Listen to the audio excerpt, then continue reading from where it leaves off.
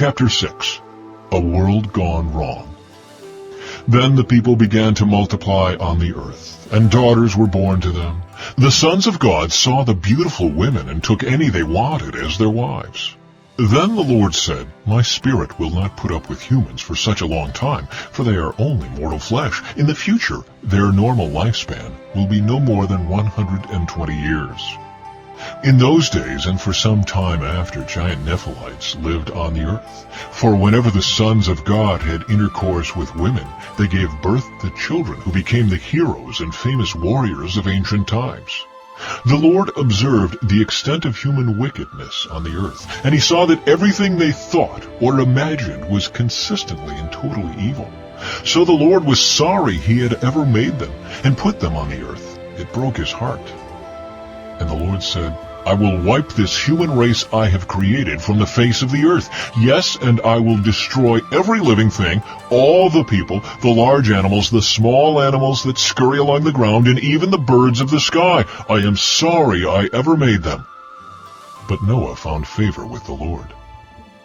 The story of Noah. This is the account of Noah and his family. Noah was a righteous man, the only blameless person living on earth at the time, and he walked in close fellowship with God. Noah was the father of 3 sons, Shem, Ham, and Japheth. Now God saw that the earth had become corrupt and was filled with violence. God observed all this corruption in the world, for everyone on earth was corrupt. So God said to Noah, I have decided to destroy all living creatures, for they have filled the earth with violence. Yes, I will wipe them all out along with the earth.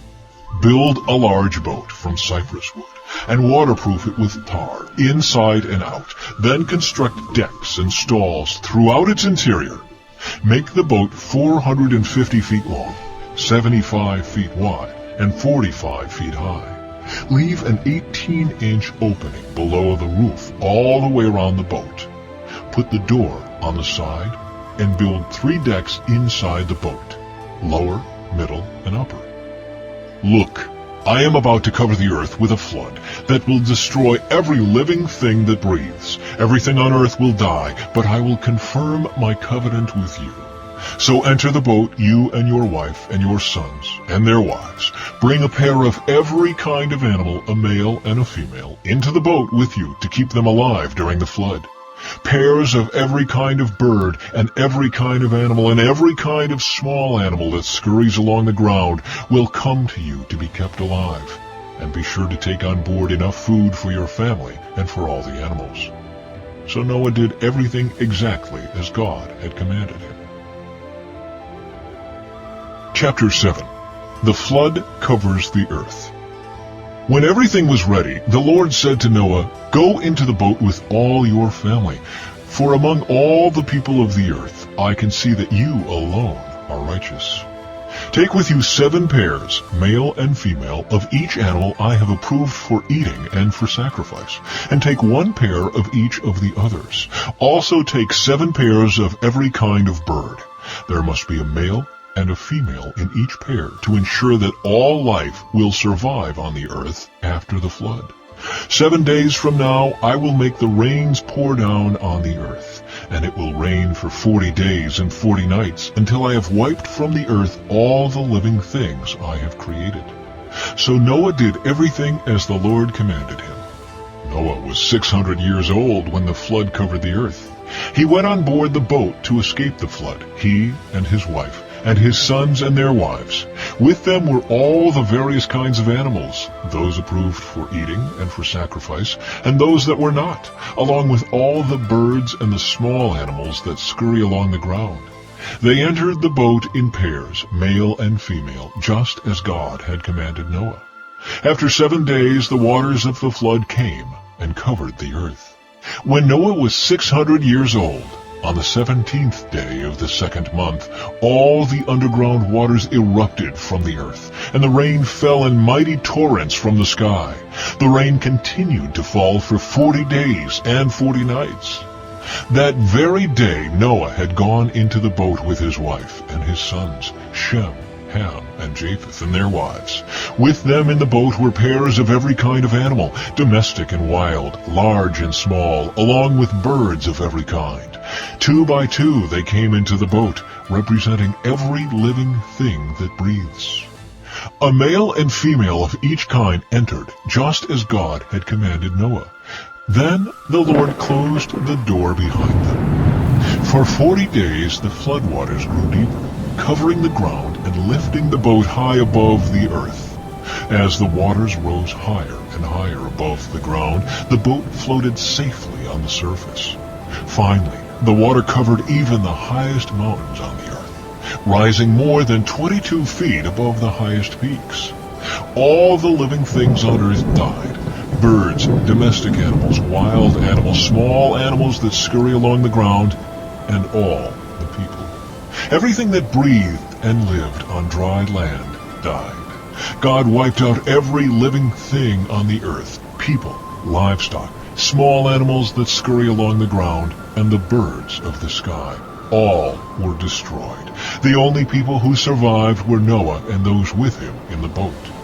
And the floodwaters covered the earth for 150 days. Chapter 8. The flood recedes. But God remembered Noah and all the wild animals and livestock with him in the boat. He sent a wind to blow across the earth, and the floodwaters began to recede. The underground waters stopped flowing, and the torrential rains from the sky were stopped. So the floodwaters gradually receded from the earth. After 150 days, exactly 5 months from the time the flood began, the boat came to rest on the mountains of Ararat. 2.5 months later, as the waters continued to go down, other mountain peaks became visible.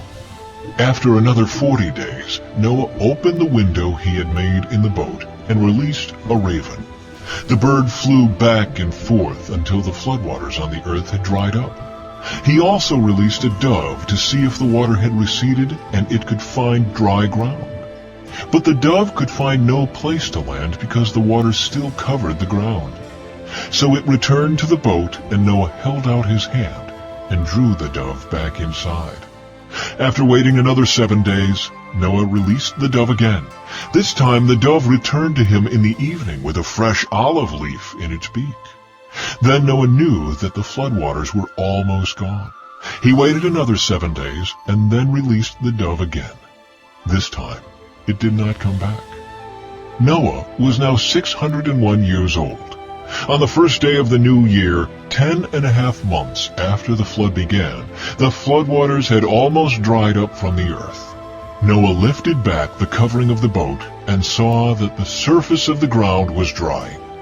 2 more months went by, and at last the earth was dry. Then God said to Noah, "Leave the boat, all of you, you and your wife and your sons and their wives. Release all the animals, the birds, the livestock, and the small animals that scurry along the ground, so they can be fruitful and multiply throughout the earth."